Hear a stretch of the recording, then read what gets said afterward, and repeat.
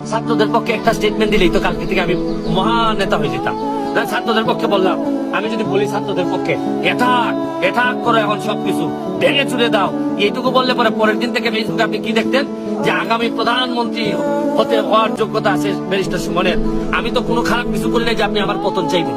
কারণ আপনাদের বিচার চাইতে কি অন্য ষড়যন্ত্রকারীরা যখন ছাত্রদের সাথে ঢুকে যায়, ছাত্ররা তো এখন কোমলমতি, এদেরকে যে কোনো কিছু বুঝাইলেই বোঝানো যায়। আমি তো সবসময় ছাত্রছাত্রীদের পক্ষে, কারণ এরা কোটা সংস্কার চাইছে, আমিও চাইছি। এরা বিচার চাইতেছে, বিচারও চাইতেছে। এখন এরা চাইতেছে যে যা চাচ্ছে তাতে মনে হইতেছে এরা সরকারের পদত্যাগ চায়, জননেত্রী শেখ হাসিনার পদত্যাগ চায়। তারা এমন সব কথাবার্তা বলতেছে, বকাঝকা করতেছে ফেসবুকের মধ্যে। এখন আমার নেতা হচ্ছে শেখ হাসিনা, আমি তো আমার নেতার বিরুদ্ধে কেউ বললে তো আমার কষ্ট হবে।